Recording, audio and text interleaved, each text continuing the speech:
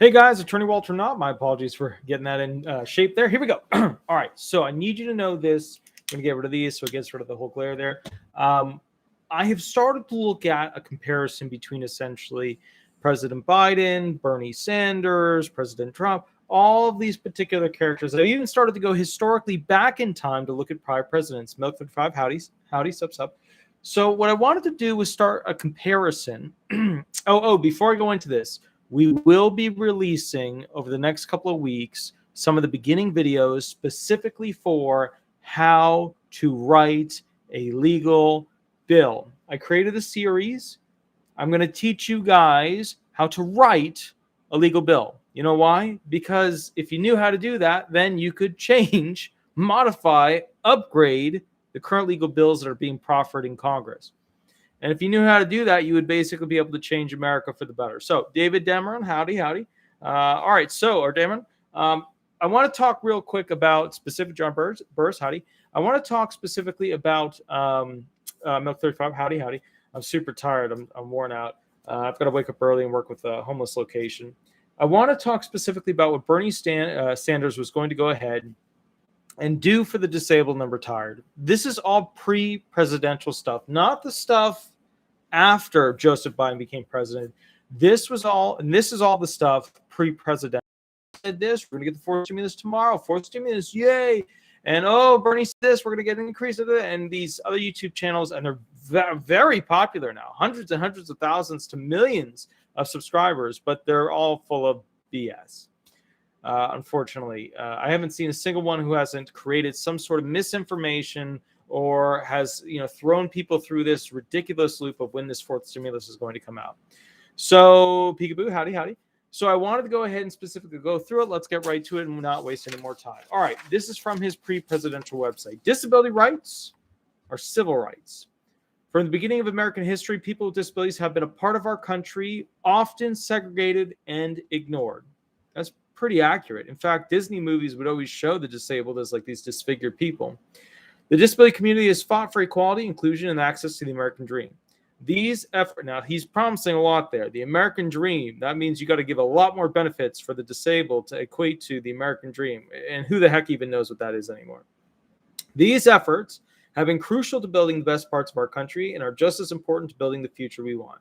So he's saying disabled people are crucial at making the best country that we can potentially be. Okay. It's time for us to acknowledge that disability rights are civil rights. I don't know where he got off track, but we've always acknowledged that the disabled and disability rights are civil rights. We've always acknowledged that. And that a society that does not, at least the legal system has, society that does not center the voices and needs of people with disabilities has yet to fulfill its most basic obligations. I like the sentence. It's flowery, but it's a nice sentence. I'm going to read it again real quick, the important part. Let's see. A society that does not center the voices, bring together, and needs of people, what they need to be able to survive with disabilities, we're talking about the disabled here, has yet to fulfill its most basic obligations. Saying that we're a grown-up society, we're America, richest country in the world. How are we not able to go ahead and support our disabled in a proper, just, and honorable way? Whoever wrote this did a good job. This is better than the Trump website, better than the Biden website, pre-presidential. This is written a bit at a higher level.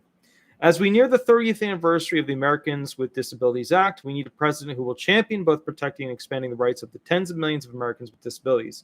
As President Bernie will not only put forward aggressive disability policy proposals designed to promote access, autonomy, inclusion, and self-determination for all.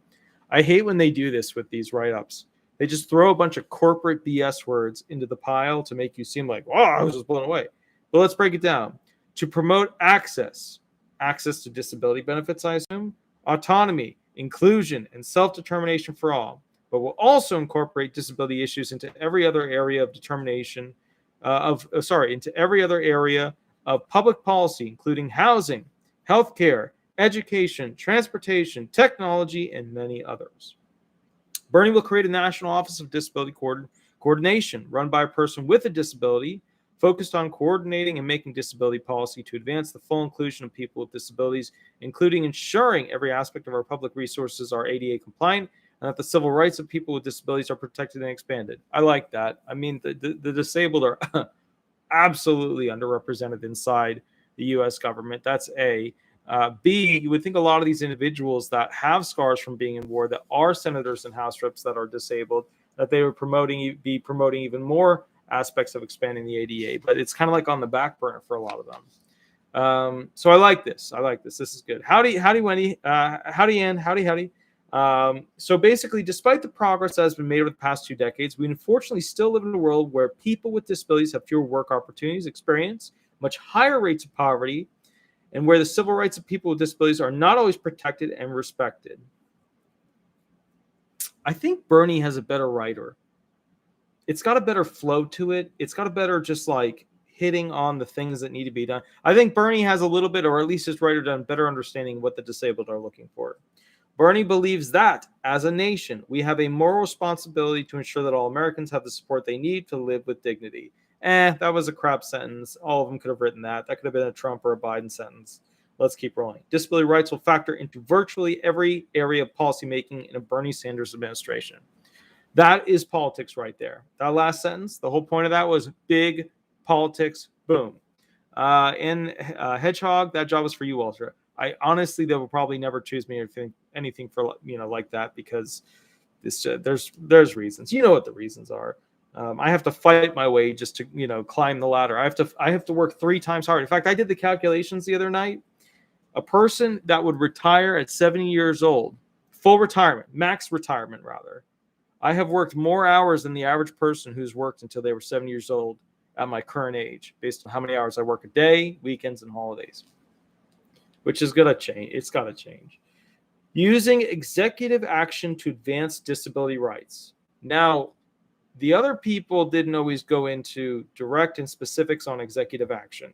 And what he's saying here is he wants to use what's called executive orders as the president to go ahead and just make things into quasi-law.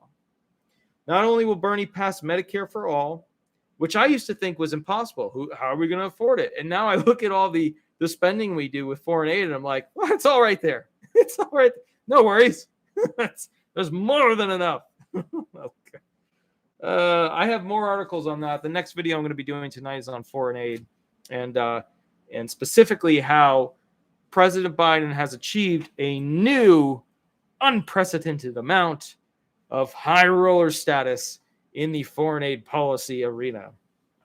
Not only will Bernie pass Medicare for all, which honestly makes sense, guys. When you think about it, as much as you want to say we can't afford it, A, we can. B, if we have healthy people, probably going to have better workers. Just a thought.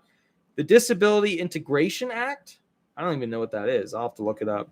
And other crucial legislative priorities. Bernie will take bold and necessary executive action to protect the rights of people with disabilities. Bernie intends to use the power of the executive to make major disability policy advancements. I want to highlight that one thing right there, the Disability Integration Act. I don't know what that is. I'll have to go read up on that. Keep in mind, I'm only a disability attorney during the day, meaning I have to focus on the laws that are current, as opposed to knowing every potential law or act that might be passed going into the future. And this actually might be something I know, but it's just with a different name that I'm not accustomed to. That's happened a lot to me too. As President, Bernie will appoint a person with a disability to serve as senior advisor on disability policy on the White House Democratic Policy Council. I like that. But he's got to be careful with who he chooses, because, we want somebody to work extremely hard into the night to successfully represent these disabled individuals at the highest level consistently. The motto of the disability rights movement is nothing about us without us. Nothing about us without us. That's okay. All right, that's not bad. With that in mind, Bernie will appoint a person with a disability with experience in disability rights advocacy as senior advisor to the president on disability policy. Sitting on the White House Domestic Policy Council, this will ensure that disability policy will be a priority for Sanders' administration, that the disability rights perspective will be incorporated into all areas of domestic policy. I don't disagree with this. I mean, there's so many people in America that are disabled. Like, why don't we have that? Why don't we have that? We should have that. That makes sense, right? And it all boils down to the richest nation on earth can't take care of its disabled. I think it can.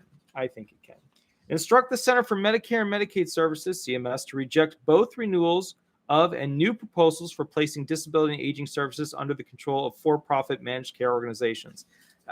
Guys, the whole for-profit thing was killed off during the Bush era, the second Bush era. And it was also began with the first Bush era. But the point is this, that was all killed off during the Bush era, where you heard hints of it, and then it just got squashed by the nonprofits that freaked out about it. So you're not really going to see any of the Medicare, Medicaid, any of that jazz go into the for-profit arena. Across the country, states are contacting out the operation of their Medicaid long-term services and supports programs to for-profit insurance companies. As Iowans have discovered from the state's disastrous Medicaid managed care implementation, handing over control of Medicaid funding, disability, and aging services to for-profit companies puts people with disabilities and older Americans at serious risk. I didn't know that about Iowa. I read these guys for the first time with you. I'll say, okay, this will be a good topic. And that way you can see my thought process as I go through it. I develop other thoughts as I fall asleep and wake up and go, I wish I'd covered that. But this is good because you get to understand how my brain is seeing it. Most managed care implementations require federal approval prior to proceeding. As president, Bernie will instruct CMS, that's Medicare, Medicaid, to withhold approval from any state managed care application that proposed to place disability and aging services under the control of for-profit insurers and deny renewals for for-profit managed care arrangements. These services are simply too important to be placed in the hands of for-profit corporate insurance companies. Ironically, for-profit insurance companies may run aspects of it more efficiently, but these are things you got to watch out for. Reduction of costs and high efficiency are not always what you want for disability benefits, retirement benefits, Medicare, Medicaid, VA benefits. Sometimes you got to watch out for high efficiency and watching so that you have, high profit, low output. You know what I mean? You got to watch that. Reverse the Trump administration's disgraceful attack on the ability of home care workers to come together in a union and raise wages and workforce standards. Well, home care workers don't get paid much at all. I don't know if you guys know that, but a lot of women are in the home care worker field, and they're always getting into dangerous situations by having to go to these different places. And honestly, to me, I think we need to be more open about how we treat self-defense in this country. I think disabled people should be given the opportunity of having courses available to them. They don't have to do it, but I think that they should have the opportunity of having self-defense courses, not just firearms, but all kinds of stuff. If they had a baton or a knife that they could hide in their wheelchair. I would like to see the disabled educated more on self-defense, because there's no sheriff, cop, police, agent, whatever, marshal that's going to be able to get to them in time when somebody's trying to rob them while they're at the local store trying to get a tea. You know what I mean? I would like to see self-defense brought forward. I doubt it will be in Bernie's plan, because Democrats tend to shy away from self-defense because that's, to them, a terrible thing. To own a gun would be horrible, horrible. But as somebody who grew up on a farm who owns many firearms, I can tell you this. I would like to address this now.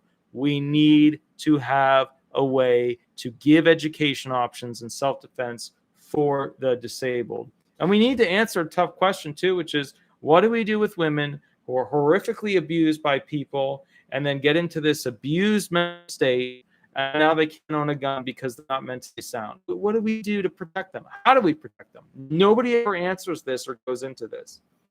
States have developed innovative arrangements to ensure that workers providing self-directed services to people with disabilities and older adults are still able to form a union. Unfortunately, in May 2019, the Trump administration issued regulations that attacks home care workers' ability to use automatic paycheck deductions for union dues. But they can still do a union. Health insurance contributions and other common expenses. As President Bernie will reverse the Trump administration's disgraceful attack on the collective bargaining rights of home care workers. Unions are not always collective bargaining rights. That is a facade. I've seen unions fail all across the Northeast. The one that hits home most, Dixie Cup, Ingersoll Rand, those are the biggies. And they were right down the road from my farm when I grew up. So that hits home. And I know that unions do not always equate to collective bargaining rights. They don't. They end up leaving a lot of people out in the cold, and that's not good. And there's a hierarchy within them that shuns people, especially the disabled. All right, we're going to keep going, though. It's late, and I have to wake up and work with the homeless in the morning. in another county. Issue an executive order requiring any state applying for Medicaid 1,115 demonstration waivers to include a plan for eliminating their waiting list for 1915C home and community-based services within a 5-year period. Unfortunately, Medicaid currently possesses an institutional bias that permits states to run waiting lists that can force people with disabilities and older adults to wait for years to access vital services to allow them to survive and thrive in the community.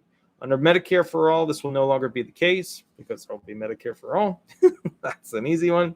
But we know that people with disabilities shouldn't have to wait for Congress to act. States use Medicaid 1115 demonstration waivers to experiment with new approaches in Medicaid that differ from federal statute. As president, Bernie will issue an executive order requiring any state applying for new Medicaid 1115 demonstration waivers to include a plan to eliminate their waiting list for home and community-based services within a 5-year period after approval. He will also instruct CMS to refuse any Medicaid 1115 demonstration waiver coming from a state that does not possess a realistic plan to end their waiting list within that time period.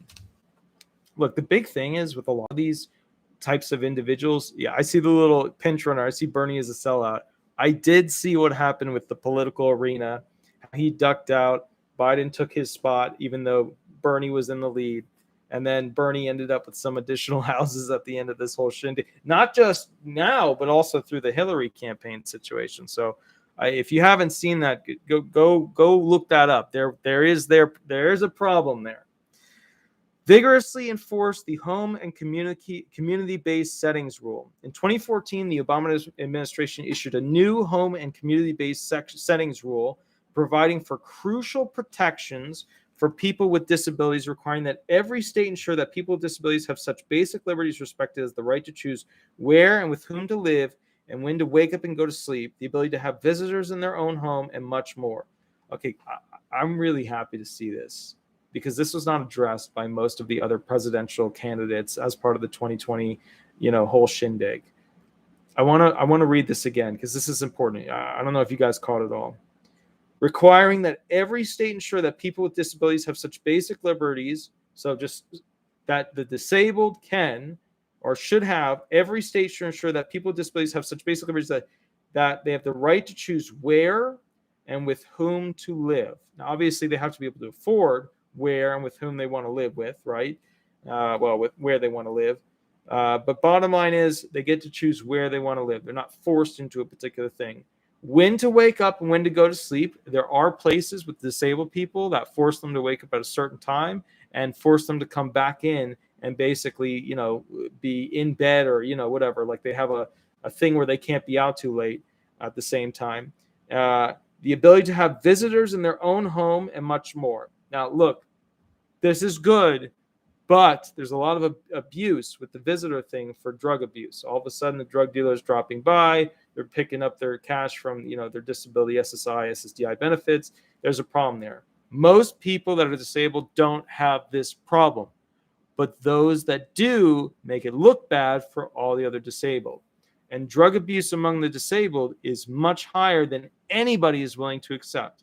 The number one cause ruining America is not cancer, it is not smoking, it is drugs. Drugs ruins the whole caboodle. You take totally capable people, you essentially give them drugs, and they end up ruining their life. And then at some point, when they've ruined their life so much, they have to go into disability benefits because they can't function. Those who are disabled and already trying to get drugs, they basically live in a world where they can't get the proper medication for the pain that they have, and then they're using, abusing, and then we look at them and say, how dare you? The reality is, how do we not have a program to help these people with medication that actually works? So there's work to be done there. There's a lot of work to be done there. Unfortunately, the Trump administration has delayed and weakened implementation of this rule. Bernie will instruct CMS to issue new guidance articulating more robust standards for enforcement of the settings rule, including requiring each state to establish a mechanism for individual complaints and investigations of violations of the rights articulated within the rule, which should go to those complaints should go over here to that person that he wants to put into as part of the Domestic Policy Council. That's a disabled individual, senior advisor on disability policy. There should be a special division where those complaints are sent. Issue an executive order leveraging the federal government's role as a model employer to drastically increase disability employment efforts. While employment opportunity was central to the goals of the ADA, only 4 out of 10 working age people with disabilities are employed. To help address the unemployment and underemployment of people with disabilities, Bernie will issue an executive order instructing federal agencies to expand their hiring of workers with disabilities utilizing the Schedule A hiring authority. I'm going to read more on that to you guys. That way we have it more. I had a couple of employees pre-COVID that had disabilities. Some of them were brain-based, some of them were body-based and things like that. But I had them. When COVID came along, I couldn't go to offices because they restricted my meeting with people, and then I lost them. So, and now they're coming out with like a new like special tax thing where it's like, if you were able to hold on to your employees during the whole COVID thing, we're going to help you out even more. And I'm like, well, that's not going to help me, But anyways, that's neither here nor there. It's just me not being happy with Biden right now. Instruct the Department of Labor to issue new regulations expanding the federal government. And then the problem with that is this.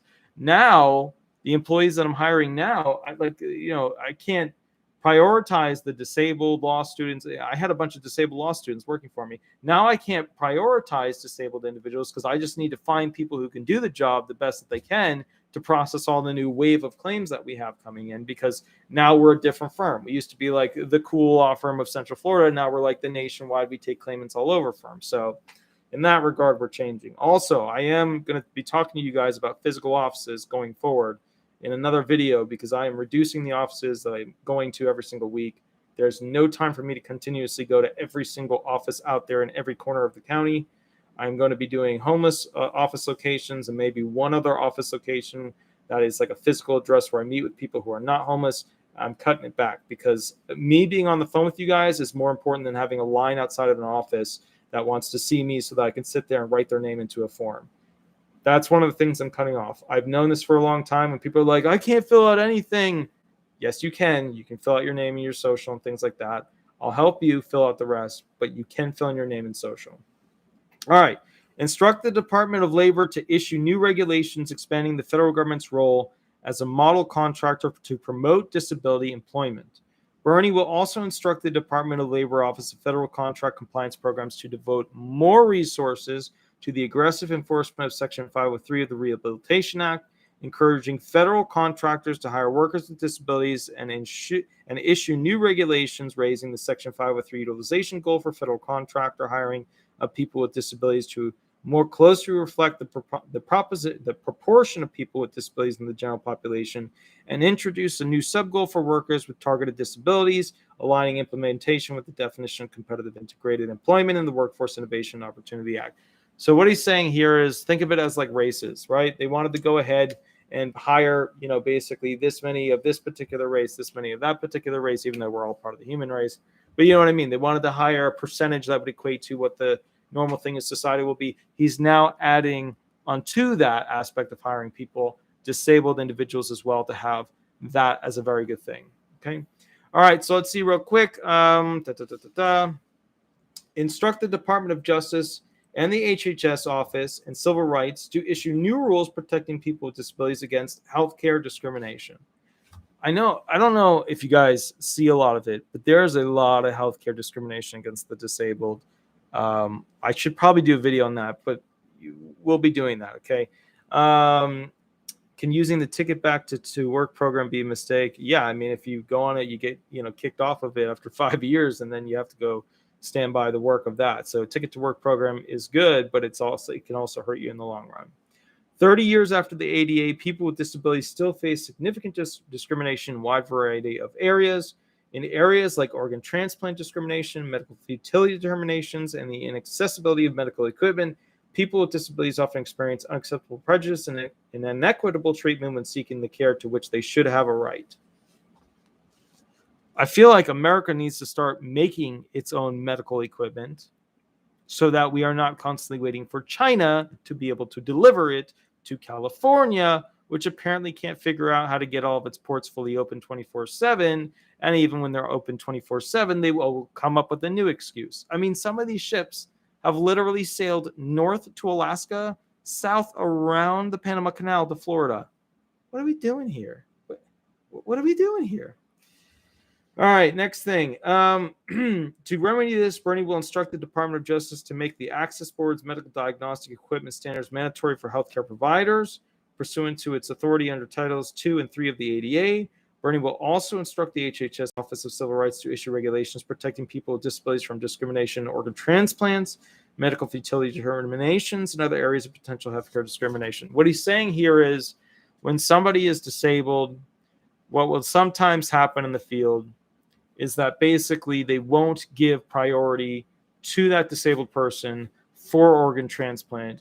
They'll give that organ transplant to somebody who's not disabled and essentially basically give that person who's not disabled more of a, on top of the pile of potential people who could get the organ opportunity to go ahead and have the organs before a disabled person.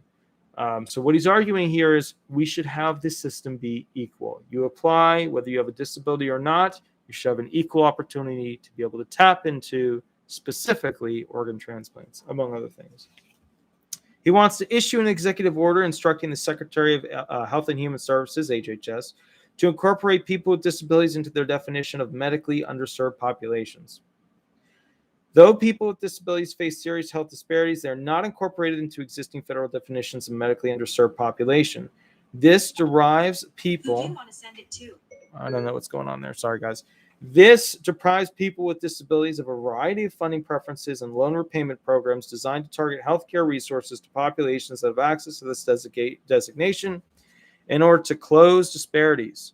As President Bernie will instruct the Secretary of HHS to designate people with disabilities as a medically underserved population across programs, enabling access to funding priorities and loan repayment programs dependent on this designation. That means people that are disabled could buy houses. That's what that means. Get cars. That's what that means. You take whatever race is essentially getting the best underserved designation, and then think of the disabled being able to tap into those resources. That's an equivalent way to think about it. Okay, next one. Begin rulemaking process to overturn President Trump's so-called public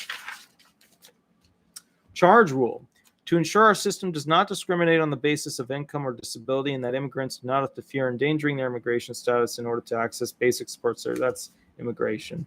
All right, let me go through this to see. Okay. All right, here we go. Next one. Protecting the rights of people with disabilities to access integrated employment services. We already talked about that, what he wants to do. Leveraging the Olmstead decision to divert people with mental illness out of jails and prisons and into the community. Got to be careful there. I know a lot of mental illness individuals. If you send them continuously into essentially, and this is what happens. I'm going to be very straightforward with you. You have to keep in mind, I am not a fluffy politician writing beautiful poems. I'll tell you exactly how it works. Somebody will have a mental impairment. That person will throw things at other houses, threaten people, etc. The police show up. They take that person to a mental facility. They'll take that person over and over and over and over to a mental facility. Then that person gets moved into either the jail system or they're in some sort of heavy-duty mental facility, okay? And what happens is he's saying we need to get these mentally unsound people out of the prison system, out of the jail system, out of the penal system, and more into the mental illness, categories. But that's not true. The way it works, these individuals, the police, the sheriffs, over and over, at least in the state of Florida, mental facilities, over and over to mental facilities. And as a result of that, it's only after so many of these that once they finally commit a crime that's at the level of being criminal, then they take them in for criminal. Otherwise, there's a lot of people with mental illnesses that could commit a crime and do commit a crime, but then they end up just sending them off to a mental facility as opposed to divert people with mental illness from ending up in the criminal justice system. Once again, you got to be careful with this. You got to be really careful with this because mental illness people, they don't realize when they're, stabbing somebody in the same way that a person with mental cognitive understanding of intent would go ahead and stab somebody. And you don't want that. You want mental illness individuals to have basically an understanding of what's going on around them. The community can reach out to help them, interact with them. But at some point, some of these mental illness people, after so many chances, they do have to go into a penal institution because it is not fair to the local community after that person has broken 15 criminal acts to then say, well, we have to give them a shot in the community again. That does not foster a good community, and it does not help other disabled people, and it hurts the disabled community. I hope people understand this. All right. All right. Next thing. So let's go into the next thing here. Prioritizing accountability in law enforcement interactions with people with disabilities.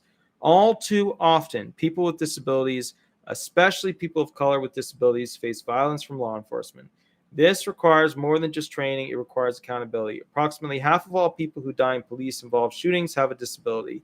In order to, I don't know if that's accurate. Well, let's just assume it is. Approximately half of all people who die in police-involved shootings have a disability.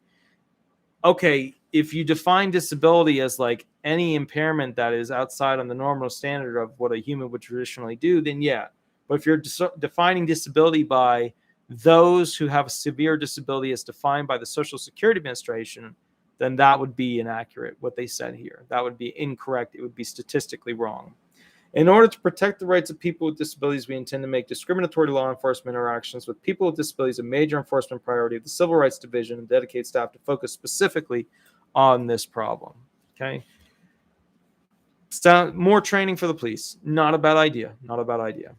In addition to using the executive action, Bernie will advance a comprehensive disability policy program. Number one, guaranteeing the right to community living. People with disabilities and older adults are part of our shared community and deserve the same rights and opportunities as any other American. Unfortunately, despite decades of activism from disability rights advocates, much remains to be done to fully welcome everyone into the mainstream of community life. 29 years after the Americans with Disability Act, the 20 years of the Supreme Court's landmark Olmstead decision, more than 700,000 people with disabilities and older adults on waiting lists to receive the home and community-based services they need. Many who need services are not even able to access the wait list due to oppressive asset and income restrictions that force those with disabilities to spend their lives in poverty. Yeah, it's that, and also they don't have a working phone, or they don't have a way to get to a homeless help center or Samaritan Resource Center or whatever. There is that aspect to this. I agree. I see it all the time. All right, guys, to kind of speed things up because this is 35 pages long, but we are actually getting to the end of the whole disability. We're actually getting to the end of what he intends to do for disability. Okay, so Medicaid, the leading prayer for long-term services and supports in this country. Hold on, this chair is squeaking. I'm worried that's going to break on me if I don't balance it. Has a long-standing institutional bias because Medicaid requires states to make available nursing home and institutional care immediately, but forces people with disabilities to wait years to get access to services in their own homes and communities. Many end up in institutionalized, even as they desperately wish to remain in the community. So here's the thing. He's fighting for disabled people to be part of a community, and I get that. I think that's really good. I would like to also see more arguments for the disabled having a home that is not required for them to live in a massive community home. Okay, I agree some people do better in a community home. I'm all for that. But, and just hang out with me on this, the problem I have with that is the following. Some people want to own a home that are disabled and they want to live a life like they would have were they not disabled. They want to have a regular family life. They want to have a regular existence. They don't want to be part of some really big community thing. So I think realistically, you know what I mean? There needs to be a little work on that one. What's more, our profit-driven corporate healthcare system is threatening the lives and freedom of people with disabilities and older adults already in the community by underpaying home care workers and all right, so that's about home care workers. Many of these flaws are a result of inconsistencies and inadequate ways in which policymakers have approached disability and aging services, retirement, treating the needs of more than 13 million Americans with long-term services and supports needs and their families as secondary to broader discussions of health policy. I'm trying to just kind of read through here as to what's actually important. This is about the home healthcare workers. This is about long-term care, home care health workers. This is the home care health worker thing is similar to what Joseph Biden was going to push. Has Joseph Biden presented or promoted any of that stuff? No. It was just part of his thing to become president. The whole family caregivers thing, yeah, okay, we've gone through that. That's similar to Biden's, President Biden's current setup. Reverse the criminalization of disability. Let's see what's going on with this one. And then the one after this is about benefits, expanding Social Security. That's the one you guys want to know about. That's the one that's most important for a lot of you about benefit increases. But let's read this one first, specifically, reverse the criminalization of disability. According to the Department of Justice, 1 in 5 inmates in prisons has a cognitive disability, while another 1 in 5 inmates has a serious mental illness. Instead of incarceration, we should be providing people with disabilities with the services and supports they need to stay in the community, including mental health care and home and community-based services. It is our moral responsibility to make it happen. Not only is it the right thing to do, but it costs significantly less to provide someone with necessary supports and services to stay in the community than it does to incarcerate them. And you guys got to understand, I work with the homeless every single day. Bernie Sanders does not. I work with the homeless every single day. I know things about how the system works, and I know how politicians like to sell the spin. This is not going to work. Let me rephrase this with a realistic approach to how this could be a potential problem. According to the Department of Justice, 1 in 5 murderers who are inmates in prisons have a cognitive disability, while another 1 in 5 murderers has a serious mental illness that are inmates. Instead of incarceration, we should be providing murderers with disabilities with the services and supports they need to stay in the community, including mental health care and home and community-based services. It is our moral responsibility to make it happen, to place murderers back into the community. Not only is it the right thing to do, but it costs significantly less to provide someone with the necessary supports and services to stay in the community than it does to incarcerate them. See how that one word, which is a very accurate statement, if you're sitting there going, no, these criminals are good people with wondrous, some of them are. Some of them are. I represent some of them. But then there is another side to this, which is essentially 1 in 5 potential murderers is somebody they want to go ahead and with a cognitive disability and say, let's put them back in the community. Do you want a unstable murderer pushed back into the community where you might have a school nearby, things like that? You have to think, if somebody has cognitive mental impairments which cause them to murder somebody, are they safe to then place back into society? Yeah, right, exactly. Rapists too. That's another one. A lot of people who are, a lot of rapists have mental impairments. It's part of how they got to be in that type of individual, in that type of state of mind. Do we want that individual to have the fair shot of being pushed back into the community because they were deemed to be disabled? Well, then all of them would just be claiming that they're disabled. As president, Bernie will fight to end the criminalization of disability while also defending the rights of people with disabilities to make their own choices about treatment. He will oppose proposals to expand involuntary commitment laws or weaken HIPAA and FERPA privacy protections, recognizing that mental health services work best when they are voluntary, evidence-based, and available without cost or waiting. This is a little bit too extreme on the liberal side. There are criminals that should not be let out of prison. And I know because I represent quite a few of them that are going to be coming out of prison in the not too distant future, who unfortunately share with me plans to do very bad things, in which I have to tell them that that is not a wise choice. Not everybody changes. Some people do. Some people want to get out and start business, do amazing stuff. Some people want to get out and do the same thing they did that put them in there.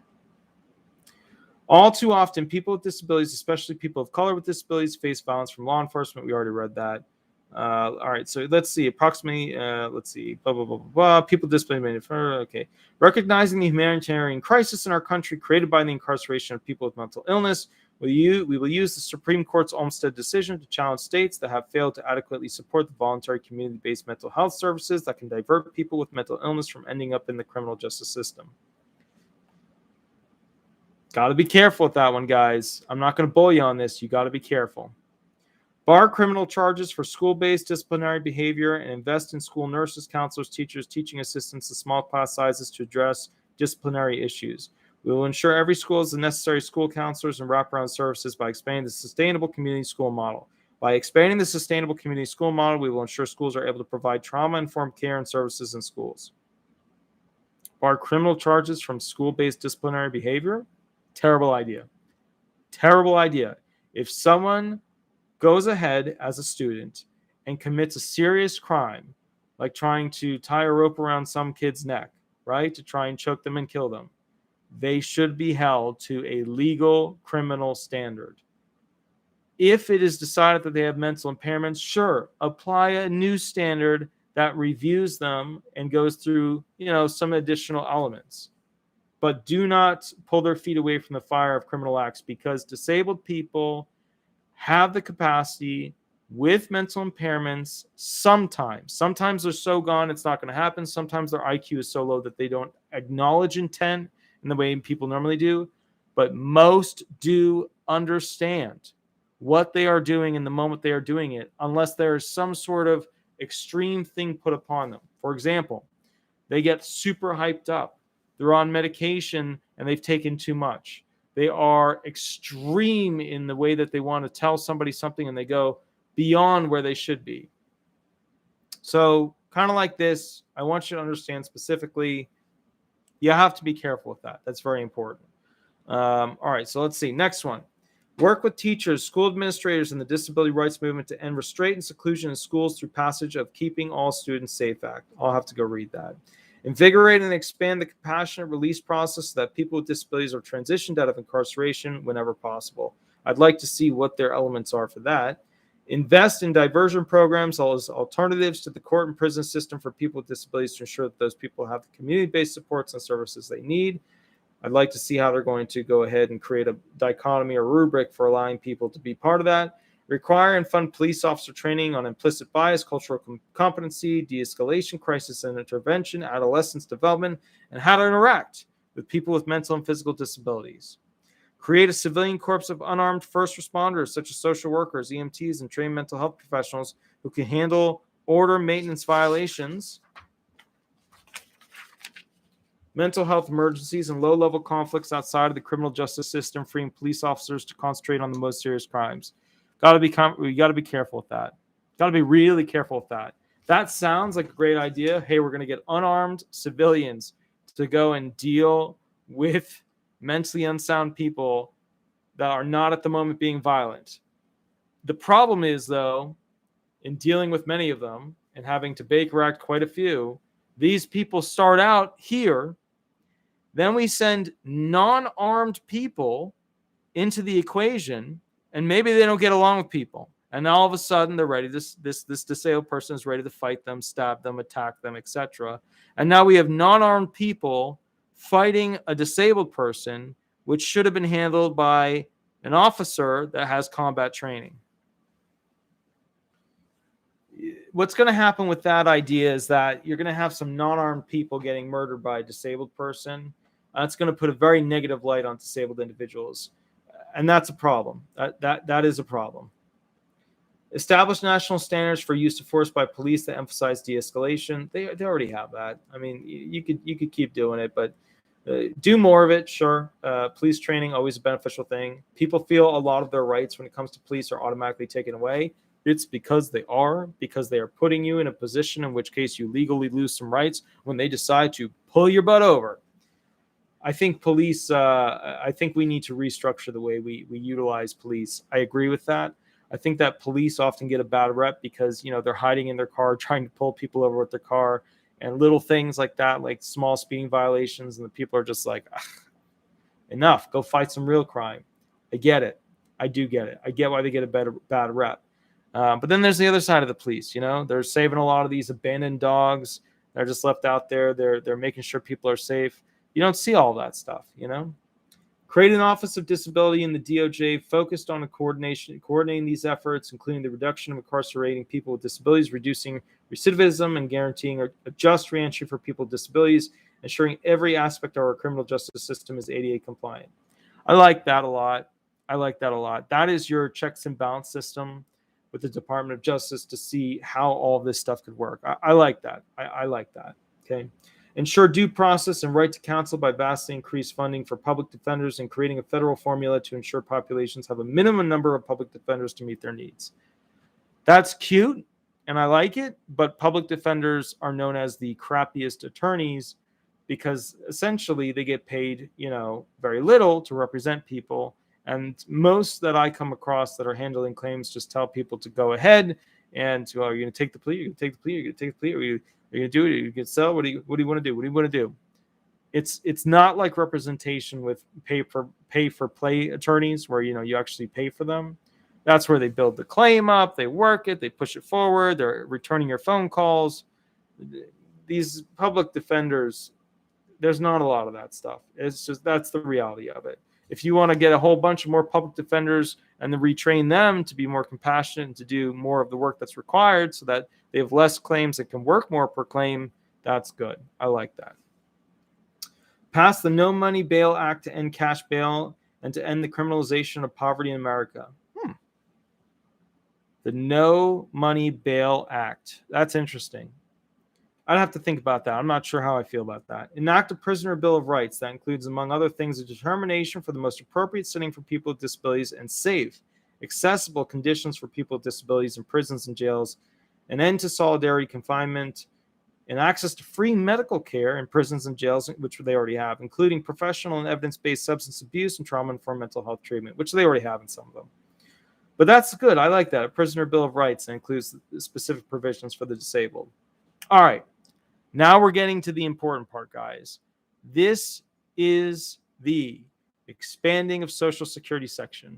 This is the part where all of your, blind billionaires, your LA Lates, all of those spend all their time focusing on benefit increases are going to pass tomorrow.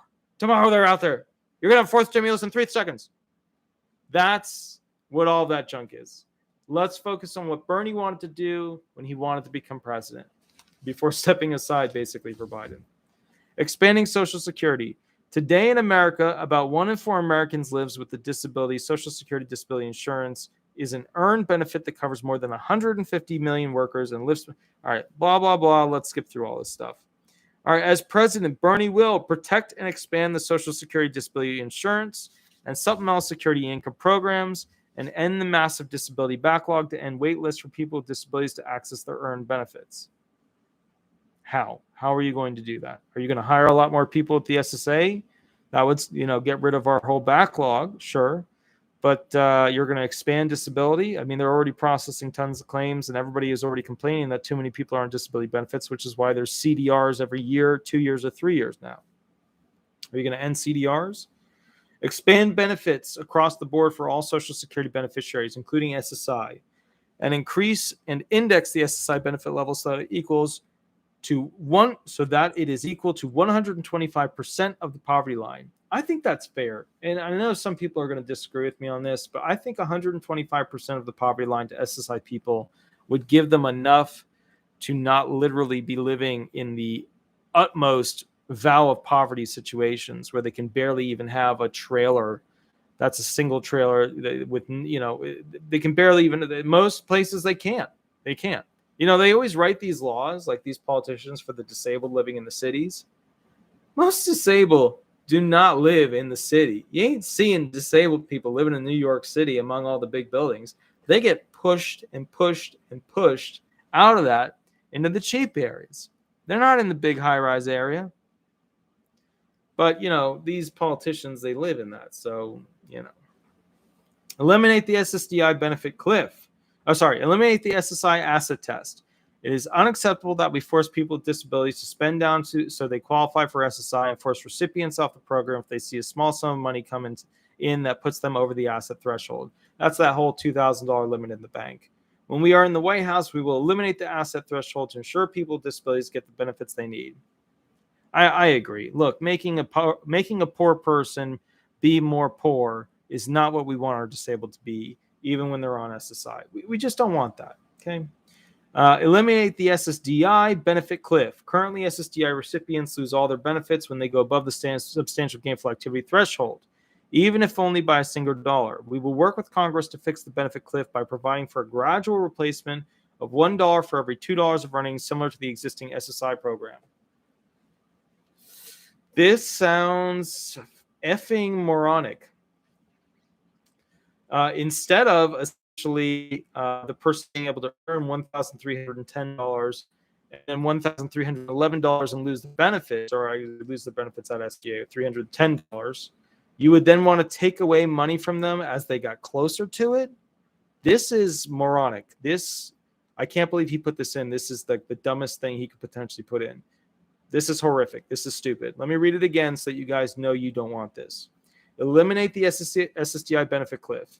Currently, SSDI recipients lose all their benefits when they go above the substantial gainful activity threshold, even if only by a single dollar. We will work with Congress to fix the benefit cliff by providing for a gradual replacement of $1 for every $2 of earnings, similar to the existing SSI program. Let me explain why this is effing moronic. In SSI, when you earn $2 over $85, they take away $1 from your SSI benefits.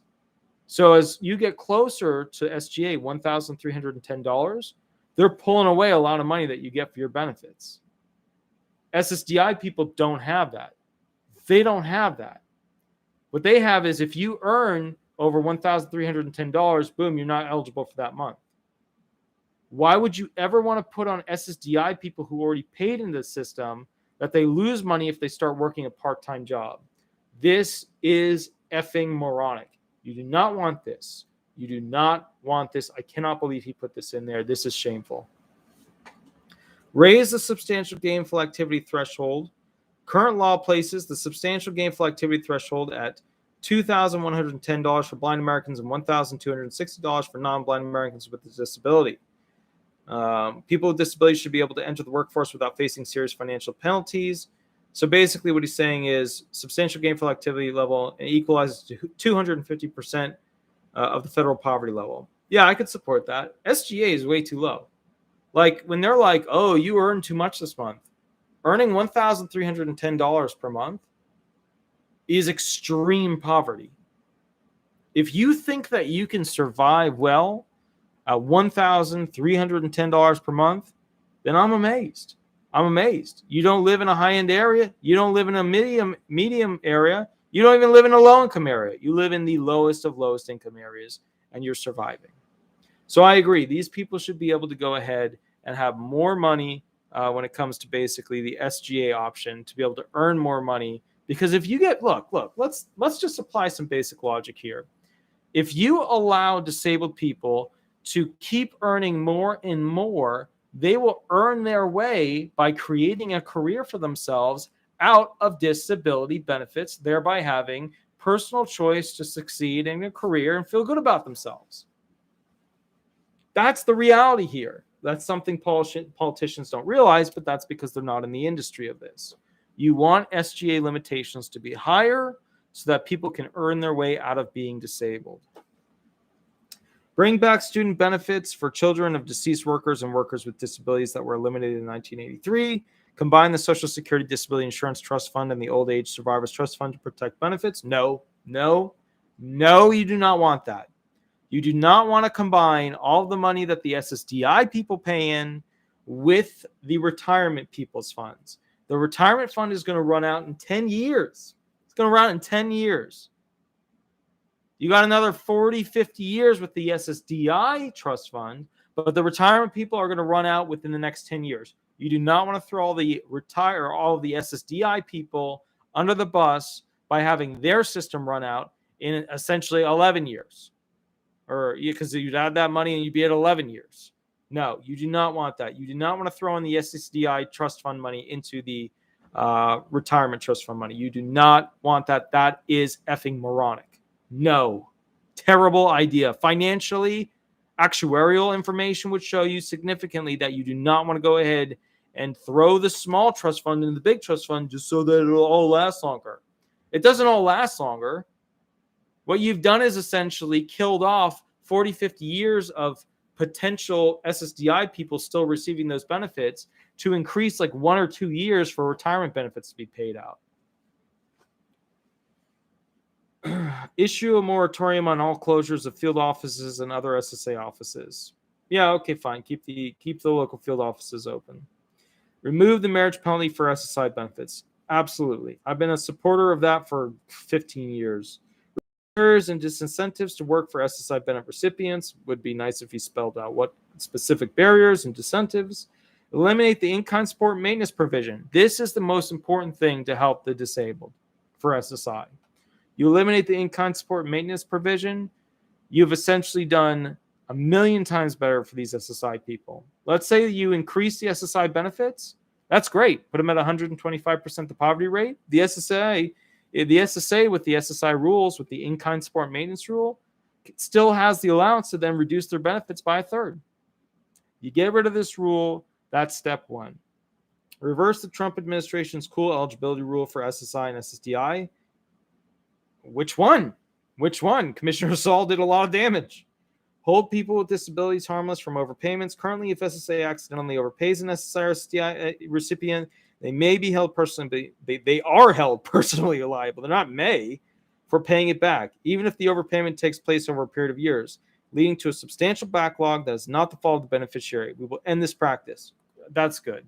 They screw up their accounting all the time. They're too big to not. This is good. These overpayments, you know what I mean? They did them. Most of the time they made the mistake and then they throw it on the person. Okay. Eliminate the 2-year Medicare waiting period. That's where they get rid of the 24 months for the SSDI people. Hire more administrative law judges to hear appeals. That's important because Commissioner Saul wiped out most appeals to the appeals council level. He did that by basically changing the weight of evidence standards for what evidence from what physicians would be worth more. And he made it so that the consultative examination medical experts, the one-time seeing you doctors by the SSA, are worth equivalent evidence to basically your doctor. Does that make any sense? It does not. It has never made any sense. And he pushed that crap. And now we have the worst rule. Oh, there's a lot of worst rules now, but now we have one of the worst rules since I can remember. I did everything went off the tracks 5 years ago, guys. And I don't know if you've noticed, but we got a new commissioner and none of it's changing back to the way it was. Hire more administrative law judges to hear appeals. I was actually thinking about doing the administrative law judge thing. Maybe I'll do that one day. Bring parity to the treatment of Puerto Ricans and other living in U.S. territories in federal programs such as SSI. Yeah, I mean, I can see that. But then Puerto Rico and these other, territories are going to have to pay taxes into the U.S. for SSI. They don't get a free ticket ride. People pay taxes to Puerto Rico. A portion of those go in for SSI. That's it. Otherwise, you're putting it on the mainland people paying taxes, and that's not fair. You got to give them the same deal you gave Americans. That's fair. Work with disability rights advocates and clinicians to update the Social Security claims process to ensure people with conditions that are not easily proven by tests, such as migraines, are treated fairly in the claims process. How about fibromyalgia? Anybody? Take SSA funding outside the budget caps established by the Budget Control Act and sequestration, as allowed under the Social Security Act itself. We would also work with Congress to ensure a permanent end to discriminatory caps. That's good. They'll get more funding. All right, guys, that is his plan. Frankly, at this point, I've reviewed so much of this stuff that I could write out a better plan. And maybe I will at some point, but I'm certainly not protecting the rights of the disability. This thing goes on and on. It's 35 pages. I will do more on this about what he wanted to do, but the problem is a lot of this is just repeating what's already been said. Let's look at this one, though. This is interesting. This is a little bit different. Supporting decision-making. Bernie believes that people with disabilities deserve the right to make their own choices. My body, my choice, except when it comes to vaccination. We all know that my body, my choice flew right out the window on that one. To do that, he will promote supportive decision-making as a best practice and alternative to guardianship and conservatorship. All right, this is just about basically who's going to be power of attorney, things like that. Expand funding for projects of national significance under the Developmental Disabilities Act to allow for innovative new demonstrative programs, data collection. All right, that's just helping them figure out where they can improve. That's just data collection stuff. Let's see. Digital inclusion. Oh, this is where he's giving more internet options to the disabled. All right, guys, we'll do more of this later. We're already, I don't even, this video is an hour long. We've already done a ton amount. So what I would say is this, I can always talk more about this. Veterans are in here with a specific page, but we've spent so much time on it as it is. And this video is only really supposed to be like, a 15-minute thing. But bottom line is this, guys. I see a lot of similarities between Biden and Bernie. We all know that we ended up with Biden. I think Bernie has some good ideas, some great ideas, but he's also got some ruining the entire system ideas. It is imperative that you become educated on this as a disabled, as a retired person, because essentially you're facing two problems. How do we increase benefits? Like all the blind billionaires and the LA Lates want to keep saying, oh, it's coming tomorrow. How do we do that when our trust funds for these benefits are running extremely low? Where do we get the money? We know the money's there. We know a lot of it's going to foreign policy, foreign aid, things like that, super funding the UN, etc. The UN. I think what's important here is that we redevelop a policy on how do we support Americans above all this other crap so that the disabled do well. There's no reason why in the richest country in the world, our disabled live at sub-poverty level. Literally, it's like 56, 57% for the SSI average. SSDI people are barely averaging above the poverty level. Barely. I'm not happy with it. I think we've got a lot that we can do to go ahead and fix this. But anyways, guys, I'll catch you a little bit later.